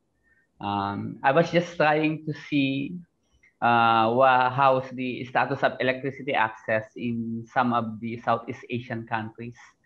Yeah, because the Philippines is included in the Southeast Asian country, the 10 member countries. So you are seeing here now the electricity access since 1990 to 2016. So you would notice Thailand is, of course, is already a progressive country at that time because they are already sharing 100%. But let us look at in my country. So in 1990, we are just yet 60% electrifying all the population, the household. So as we go on, and still yet we are far remote, electrifying all the islands of the Philippines. So you would be seeing here in 2016, we are just yet about 90%. So this is a fact because the Philippines is composed of 7,000 plus islands. So 7,107 to be exact, and we are still adding more. And yeah, that is a fact that we cannot easily electrify all the islands with households. So that is one of our major problems. So generally, we are using solar power to electrify those small islands with few households. So and yet, even those efforts, until 2016, with the last administration, we are just yet, based on the data, because we don't have yet the data up to 2020, we are just yet about 90%. So you would be seeing, compared to the other countries, you would be seeing here, Malaysia is already very much progressive. And of course, also Singapore. Yeah, Singapore is, I suppose, the first one to electrify the city, next to which is Malaysia, next to which is Thailand, and of course the Philippines. So I just want to share this to see if where are we now in making all the households in the Philippines have already the electricity access, because that is a vital need for each one of us, because when we try to use electricity, we are trying to use less carbon emission. Of course, if the source of our electricity is also renewable. That's all I think. Thank you very much for that. I will be answering this one. Thank you so much, Mr. Okay. Okay. Wait, I will be sharing the screen. Yeah. Oh. And who else is here? Stop share. Thank you. Yeah, thank you so much, Mr. Amante. Thank you. Thank you for the informative speech. And Mr. Ricky is here. You can hear me, Mr. Ricky? So who can give some insights about their country? Who is coming forward? Somebody come forward.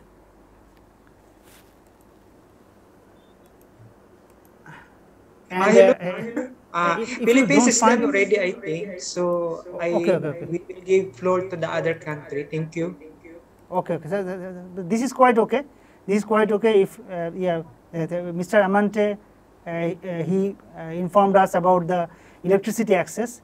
If nobody else wants to talk about, you can talk about also. You can talk about other things of Philippines, like poverty line, like hunger, like that data, those data. So any other SDG indicator data, whatever. I just want to tell you that this is all about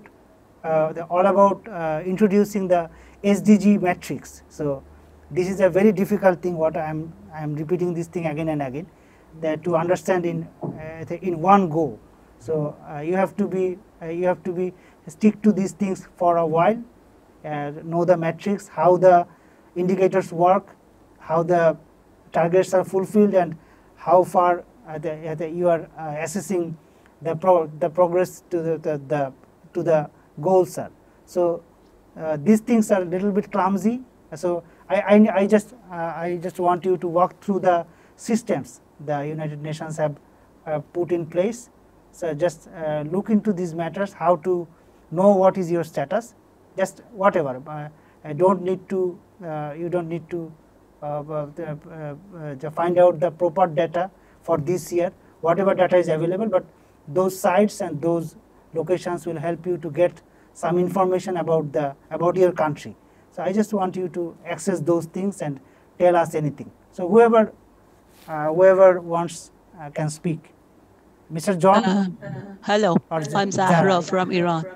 Yeah, I want to show my classmates the access of electricity in my country. Great. So you want to share your screen? Yes, I'm sharing. Okay, great. Do you see it? Not yet?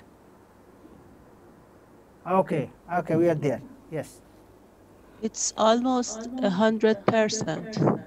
Oh, great. Great. Iran is a developed country. And what about, just scroll down and go below. Let's see what are the other statistics like clean fuel status or renewable energy status. I will find other indicators and will show. Okay, so Ms. Zara, you don't need to screenshot or anything. Just share your website screen, and there you can scroll the website and you can show us your data, something like. Okay, this. sure. Whenever I found, I will share my screen. Okay. In the meanwhile, if anybody else comes forward, Michael is not there, I think. Melissa? Anybody? Sir. Anybody? Yes, sir. Who is there? Sir. Melissa. Yes, sir. Are Yeah, you please, okay? please come. Maybe Please come in. I'm also from the Philippines, sir. But would you like me to present data that Just seen tell us before? anything. Just tell us anything about other SDG target. Okay. Just can go I to be your. allowed to share my screen? Please. Yeah, you can share your screen from your interface. Yeah. So what I've seen here, because I was quite interested with energy efficiency, I found a decrease in the energy intensity of the economy for the Philippines. It means here that as I looked up the definition of energy intensity, it when you have a lower value for energy intensity, it means that you're using less cost for converting it into the GDP or the gross domestic product. Yes, sir. So as the years go by from 1990 to 2015, we're spending less and less energy to convert it into GDP. I think it's the same with other countries in the East Asia and Pacific for compared with the Philippines, sir. So I think that would be all for my presentation. Great. Thank you so much. Melissa. Who else is here? Mr. Marcelo? Sir, you're there? Yeah. Sir, you want? So I would like to share some data from my country, from Ecuador. You are okay with that? Yes, sir. Of course, sir. Please come in.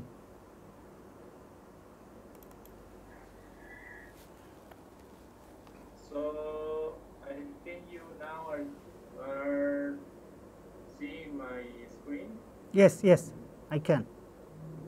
So you have chosen the indicator 1.1.1. Yeah.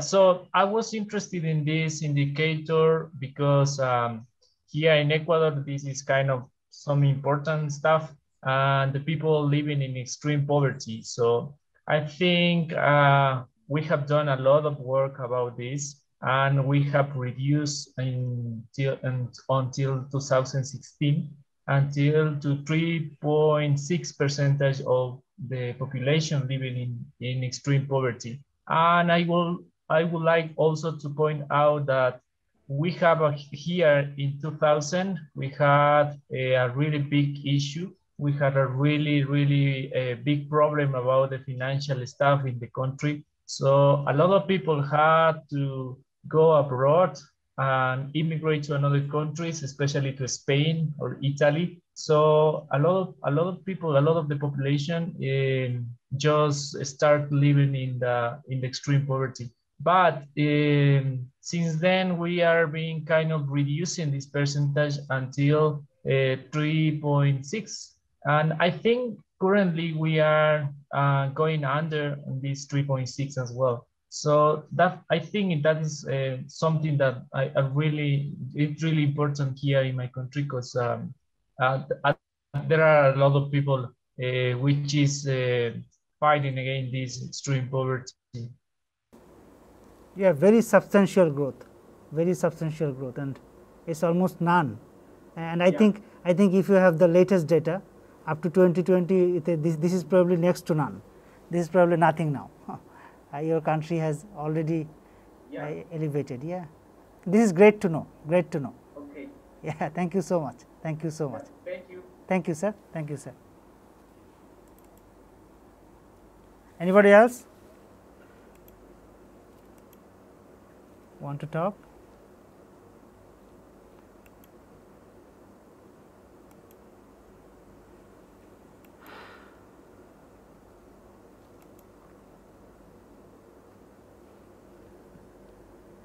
Mr. Harmawan, is that?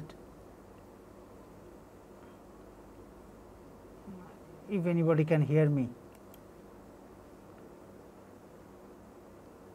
Miss Maria?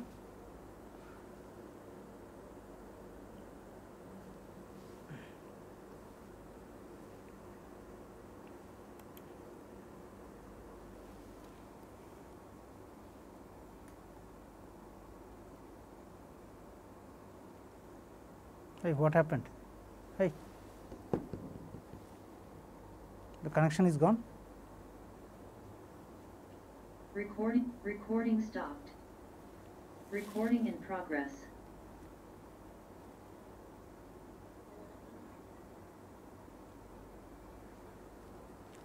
Hello? Hello? Anybody there?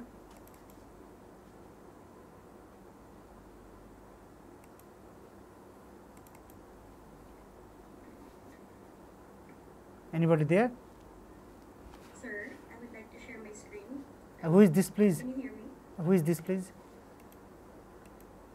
Yeah. Yeah. Wait a sec. Wait a sec. We have little technical error. We are losing control. Kia. So, Miss Kia. Yeah, I can see you. You want to share your screen? Yes. Please come in. Can you see my screen? For the Philippines, we have, as you can see, from 2000 to 2020, we have not covered, not almost 50% of the population has still access to safe and potable water. This is mainly because some provinces, remote areas, from our provinces, don't still have access to safe drinking water and very limited water treatment systems in the Philippines. Also, we have very limited sources. We just source our water from springs, from our watersheds. We have not identified a lot of watersheds for the sources of our drinking water. So maybe that's why, maybe that's one of those reasons why not 50% of the population of the Philippines have access to safe drinking water. So it's a boomerang effect also to hygiene and sanitation. So may I interfere? May I have a question? So I see that it's around 50%, and from 2005 to 2020. May I interfere? May I have a question? So I see that it's around 50%, and from 2005 to 2020, the curve is almost flat. So the progress is the same every year. So what I understand that the goal says that this has to be 100% by 2030. So, so we must be curious that how Philippines are planning actually to achieve that goal. So, probably you do not have the answer right now, but if you go through those data, so that can be revealed that how Philippines are planning to reach that agenda actually. So, this is the beauty of the SDG, that everybody is working together, government is working very hard to reach the targets which seem impossible, but those are sustainable, and if really we can reach those things, these things will be a good trade off, that will be a win-win situation. The socio-economic and environmental conditions all will be improved very substantially. As you said, there is a payoff to the good sanitation and hygienity also. So, that is the way these things work. The metrics are interconnected. So, thank you so much, Ms. Kia. Thank you so much. Thank you, sir. Thank you.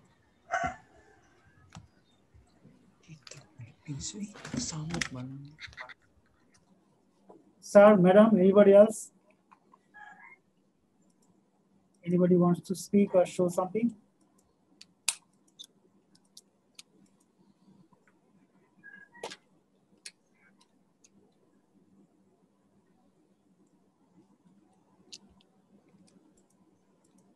I don't see anybody else.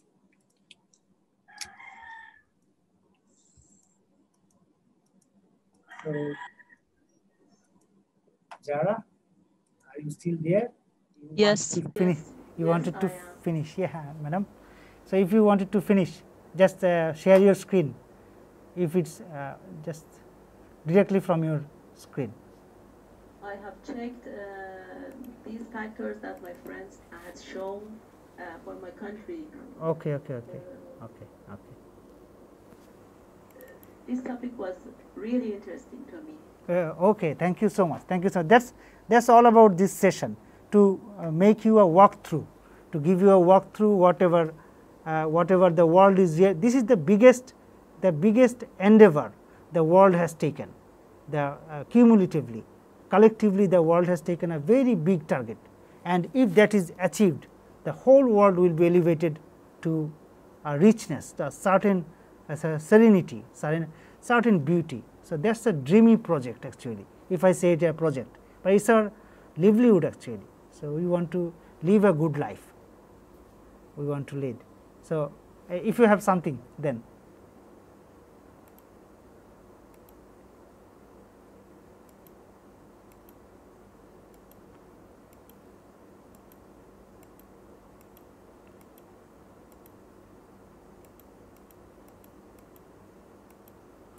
Okay, if anybody doesn't have anything to add more, I want to wrap up the session. There are something more inside the presentation, the progress of energy after 6 years of starting the SDGs. We are already 6 years ahead, and there are certain progress, but COVID-19 has somehow stalled or sometimes stopped the progress, sometimes reversed the progress. But we have to be cautious, we have to be patient, and we have to take steps deliberately to work through this menace. So, it's a bad time, but we hope the best. And there are something you can go through later, and I have given lots of links so that you can walk around these things. There are lots of information, and many of those are very promising, and many are very interesting actually. So, you may find your zone of interest. You can find some data which you can research also, you can research through, you can find out new dimensions, the new dimensions you can share with people. And thank you in advance for coming forward. I hope you will come forward to make a change. So, for thinking of anything for the betterment of the world's future. So, let us start work towards sustainable development from our home. So, the very good dialogue is this: if we can think locally, we can act globally. So, start from your home, start changing from your home, be sustainable and make the world sustainable. So, thank you all for attending me, and I am pulling off here.